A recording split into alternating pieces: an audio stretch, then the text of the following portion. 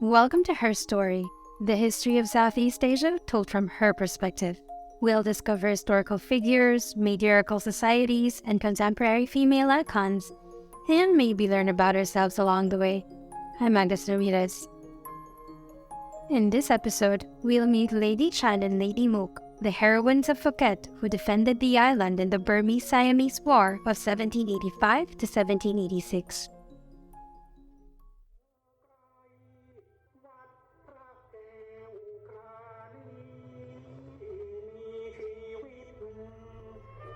December 6, 1785. I was going to come down to see you, but the Chow Kun, the governor, is still very ill, so I am sending the chief official of Muang Phuket to meet him. Please be kind enough to delay your departure. If the Chow Kun gets a little better, I will come down to meet you. Lady Chan to Francis Light, founder and first superintendent of Penang.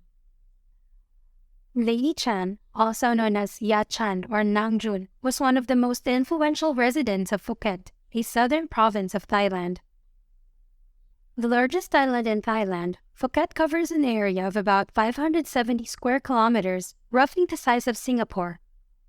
Before Phuket became known as a resort island in the 70s, it was a tin port. From the 16th century, Western maps marked it as Jok Ceylon, most likely a corruption of the Malay name Ujong Salang, meaning the point or cape of Salang. Lady Chan, born around 1730, was the eldest daughter of Chomrang, head of the family of Bantakian, one of three settlements which had provided many of the rulers and other officials of the island. Her mother was Masya, a Malay noble from Kedah who married Chomrang as her second husband. She had been married previously to a Kedah Malay named Mahum, but moved to Thalang when she lost her inheritance following a family quarrel after his death. Lady Chan had a younger sister, Lady Mook, also known as Yamuk or Nang Mook, and three other siblings we don't know much about. In Lady Chan's youth, she entered an arranged marriage with Momsi Fakdi, an official of Takwatong on the mainland north of Thalang. Together, they had a daughter, May Pran, and a son, Thian, who later became a governor of Thalang. Her husband, Momsi Fakdi, tragically passed away after the birth of their son. Her second husband, Phraya Phimon, was made governor of Thalang by the Chow of Nakhon Si Thammarat, the immediate overlord. The date of this appointment was probably between 1772 and 1777. Some of the traders at the time believed that Phraya Phimon derived his influence from his wife's family. It's him that she's talking about in the 1785 letter to Francis Light. And Phraya Phimon did not get better from his sickness. He passed away shortly after, and his replacement had not been appointed. To make matters worse, he owed what seems to be a sizable debt to the king. So King Rama I ordered that Lady Chan be imprisoned at Pak Phra camp to atone for the debt. Meanwhile, to the north, their old enemy Burma was preparing for another invasion. Under the rule of King Pudong of Angwa, they organized 144,000 soldiers targeting Siam in their quest for expansion. They managed to invade Raman, Thayai, Manipura, and Yakai, and overran the very camp where Lady Chan was imprisoned. In the confusion, she managed to escape the prison camp and make her way back to Thalang. The Burmese commander-in-chief, Yi Woon, was also making his way to Thalang. The Burmese defeated other areas like Kraburi, Takwapa, and Takwatong along the way. Thalang would be their ultimate prize. Back in Thalang, the town had fallen upon hard times.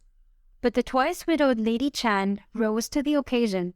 It seems that it fell to her and her sister, Lady Mook, to rally the troops to repel the Burmese threat. The pair gathered villagers from Ban Saku, Ban Nayang, Ban Maikau, Ban Kanan, Ban Lipon, and Ban Rian. They made their stand at Wat Pranang Sang to protect Thalang to the death. A tangential note here, Wat Pranang Sang also has an interesting story. Its name translates to temple built by a lady. The legend has to do with Franang Lodkao, a lady with white blood. She was the wife of a city's ruler and a devoted Buddhist. She was accused of having an affair with another man, and before her sentencing, she asked to travel to Lanka to pray towards the Buddha's relics. On her way back to her city, she stopped at Thalang and built this temple. Upon her return, she was sentenced to death, but they realized she was innocent when they saw her blood was white. They named a temple in Thalang after her, and it still stands there to this day, housing the world's 3 oldest and largest Buddha statues made of tin, named the Three Kings. Back to 1785. As the Burmese approached the west coast of southern Thailand, Lady Chan, Lady Mook, and the Department of Town Planning drew up their counterattack plans. Their intention was to slow the invading soldiers down, causing their food supplies to dwindle. Then, legend has it that Lady Chan and Lady Mook got very creative. It was a story she often told to her European visitors. In order to intimidate the enemy, they asked 500 women to dress up as men and to parade in different clothes to deceive the Burmese about the superiority of their numbers. They carried smoked coconut leaves which looked like weapons from afar. They also harassed the Burmese soldiers who were scouting around gathering food. They were able to give the impression that the Thalang garrison was filling up with fresh reinforcements, which demoralized the tired Burmese soldiers. The sisters also joined the Department of Politics of cities such as Praia Pet Kirisri and Praia Tongpuna Thalang. They grouped armies and divided into 2 camps to protect the city, and along with the people of Thalang, they fought against the enemy for about a month. But ultimately, the Burmese were defeated and forced to return to Burma on March 13, 1785.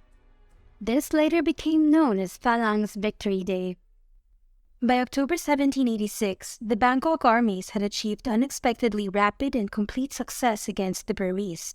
After the war, Lady Chan was involved in clearing up the affairs of her deceased husband, Governor Phra Phimon, as well as her own business pursuits. Hearing of the sisters' bravery and success against the Burmese, King Rama I rewarded them with the honorific titles of Thau Thep Kasatri and Thau Si Sunthorn, respectively. It is possible that Lady Chan and Lady Mook may have gone to Bangkok to receive the award from the king.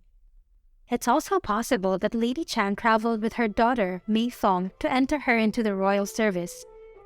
Around 35 years later, during the reign of King Rama III, this particular episode in Siamese history was chronicled in the royal record, and the sisters earned a place in Siamese historical writing alongside other women warriors. A quick break for a word from our sponsors. We at Synchronicity Events PH know how much each event means to our clients. Whether you're turning 18 or 60, or planning on walking down the aisle, we'll help you make everything flow smoothly so you can be worry-free on your special day. Drop us a line on Facebook at Sync Events PH. That's SYNC Events PH. November 2015. Mornings are always something of a dream in Phuket. We would wake up to the soft light playing in the pond outside our window. Our days went largely unplanned. We were content to let our feet cool against the tiles of the old Sino-Portuguese houses, or else drink cold milk tea on Kamala Beach. One morning, on our way to the old town, we decided to pay homage to the island's most popular historical icons, the Heroines of Phuket. I followed my friend Ronnie, as usual, as we took a bus from Kamala to Thalang and alighted near the roundabout where the heroines stand defiant, staring in the direction of Myanmar as if ready to spring to battle centuries hence. This is perhaps the most photographed monument in Phuket.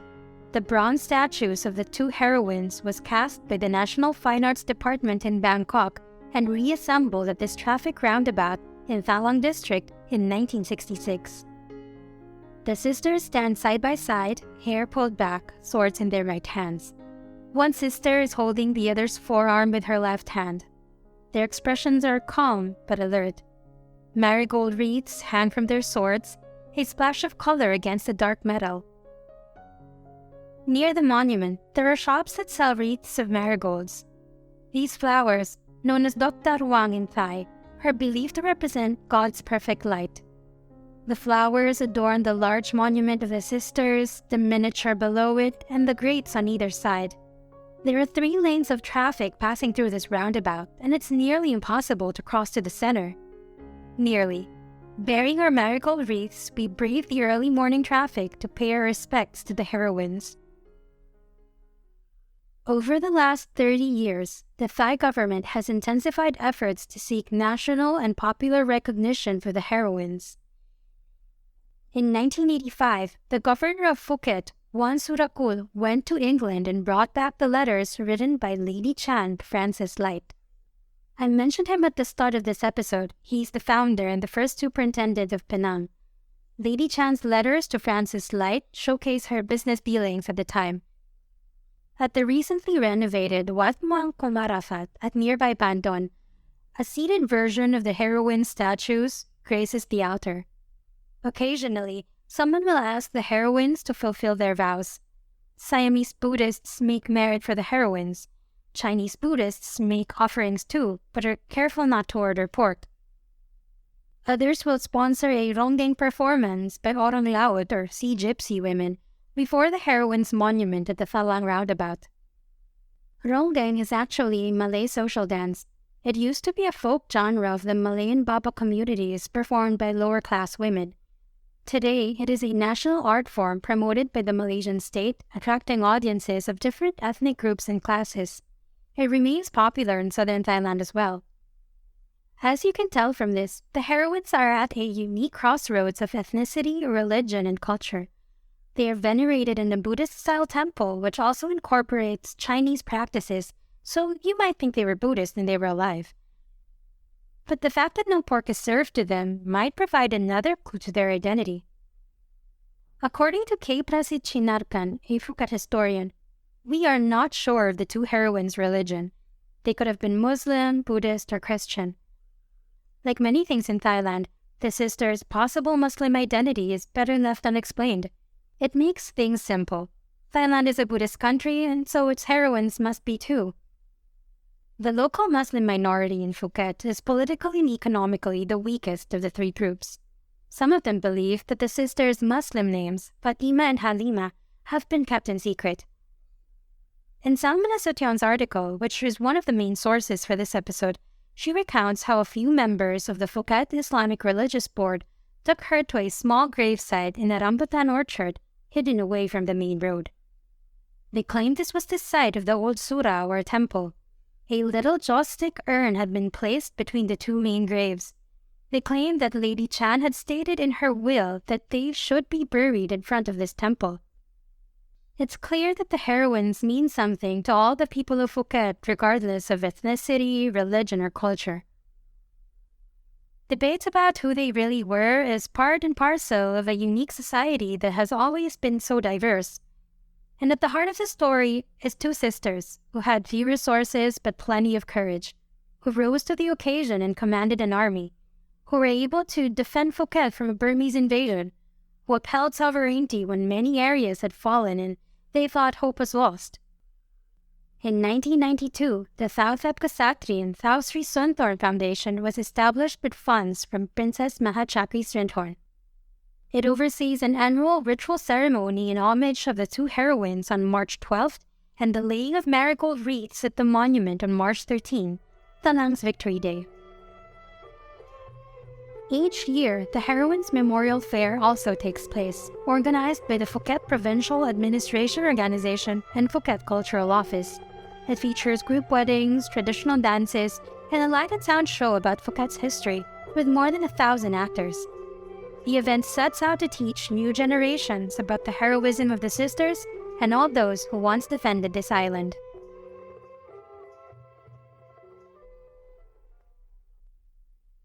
Producing a podcast like this takes a lot of time and research. If you like what we do and want to support the next episodes, head on over to our Patreon. Give as little as $1 to get a copy of the show notes with all the references, access to the Close Friends Instagram stories, and a shout out at the end of the next episode.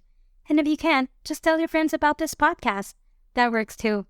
Don't forget to follow us on Twitter and Instagram at HerStoryCPod. That's HerStory, SEA Pod.